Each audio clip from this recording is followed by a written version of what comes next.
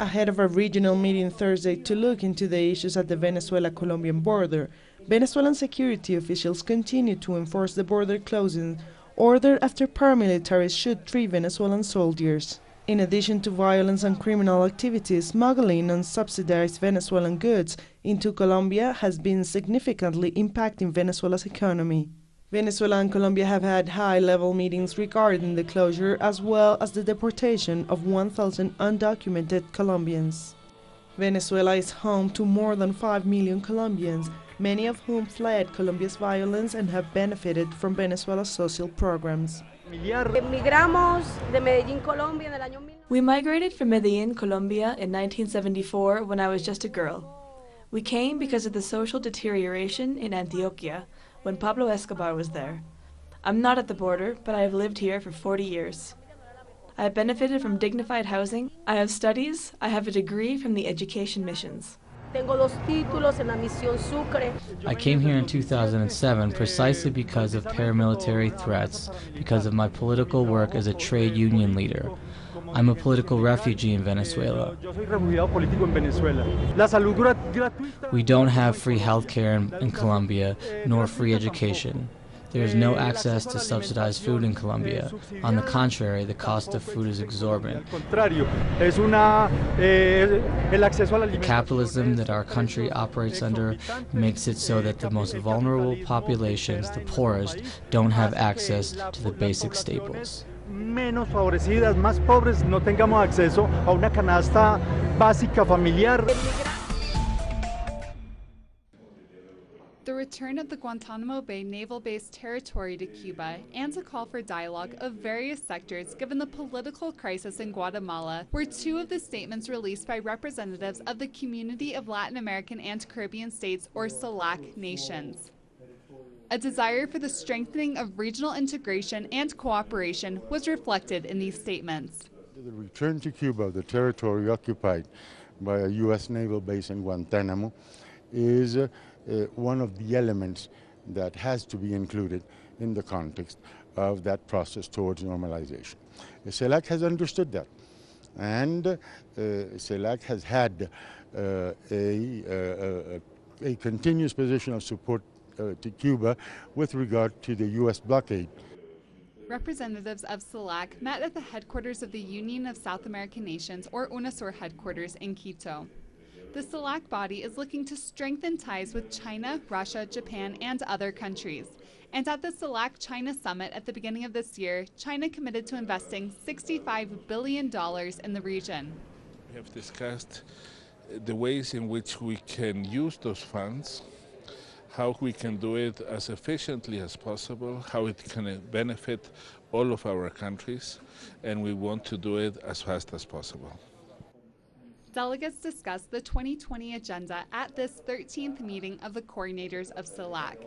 The agenda seeks to reduce inequality, promote development in science and technology, address climate change, improve infrastructure, and seek financing for development. The CELAC body has set the goal to eradicate extreme poverty in the next 5 years, which would benefit some 70 million people across member states. Discussions are set to continue as to how the body will achieve the goals of the 2020 agenda, and the next CELAC meeting will be held in New York in September. Reporting from the UNASUR headquarters outside of Quito, I'm Liz Sherfias for Telesur.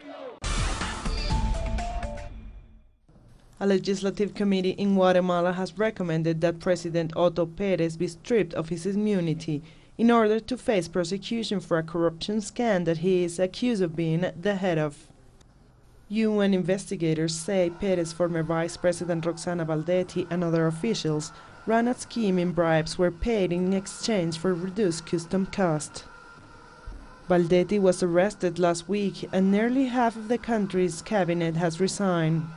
For Perez to lose his immunity, at least 105 lawmakers of the total 158 must vote in favor of a resolution.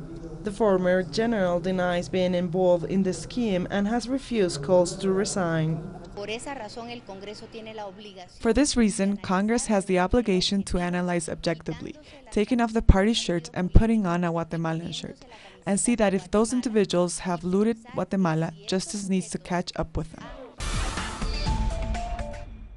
Thousands gathered for a second day of protest in Malaysia to demand the resignation of Prime Minister Najib Razak. Sporting yellow t-shirts, protesters gathered near Independence Square after reports surfaced of a mysterious 600 million transfer into an account under Najib's name. Malaysia's anti-corruption agency said the funds came from an unidentified Middle East donor. Najib, who denies any wrongdoing, sacked ministers who had questioned him, as well as the Attorney General who had been leading the investigation in the Malaysian Development Bank, which prompted the revelation. In Japan, an estimated 120,000 people surrounded Japan's parliament building in Tokyo to demand Prime Minister Shinzo Abe resign controversial security bills. 90% of constitutional experts say the billions contravene the country's war-renouncing constitution and will enable Japan's self-defense forces to engage in armed conflict overseas and help defend others even if Japan is not attacked or exercise the right to collective defense. The post-World War II Constitution bans Japan's security forces from combating abroad. Opponents say the bills will endanger peace by increasing the chances of Japan being dragged into armed conflicts. We hope all Japanese are proud of the pacifist constitution. Only after apologizing to Asian countries and announcing it will never wage wars can Japan be recognized by the international community. If Japan can't abide by the constitution, the future will be dim. The Abe regime ignores the public opinions, just like Hitler. We cannot tolerate this regime any longer. Today in Gaza, the situation remained calm and peaceful. However, tension continued to rise in different cities around the West Bank, such as Nablus, Jenin, and also East Jerusalem, all after several protests against the Israeli occupation and the apartheid wall that escalated and injured several Palestinian youth. According to the Palestinian people in the West Bank, people are saying that such escalations and also these protests will continue in the upcoming days because they say that they see the non-violent resistance, as the protests as a way to somehow resist the occupation, despite the fact that such protests could escalate where the Israeli army could attack the Palestinian youth. Officials estimated that at least 100 refugees are dead after the sink of a boat near the Libyan coast Thursday evening. The Libyan Red Crescent is still searching the shores near the coastal town of Suwara as bodies continue to be washed onto the beach. In the chaotic aftermath of the NATO campaign to oust Muammar Gaddafi, Libya has turned into a major transit route for refugees fleeing violence and poverty, with people paying thousands of dollars for the land and sea passage to Europe. All training and cooperation between Libya and the European Union on dealing with refugees and migrants was frozen in 2014 when the EU boycotted a self-declared government controlling western Libya. With the European refugee crisis continuing to claim thousands of lives as pro-refugee groups have continued organizing to raise awareness and support for the plight of refugees. In London, a group of cyclists began their journey from the British capital to CALAIS, site of tense anti-refugee protests. The group, called Critical Mass, are to the French city to donate bicycles and supplies to people in the refugee camps there. Hundreds of refugees in CALAIS are trying to get to the UK. Facts that have marked the course of history. Productions designed in the English language and made for the English-speaking world. This is Documentary. Watch it on telesur.net/English.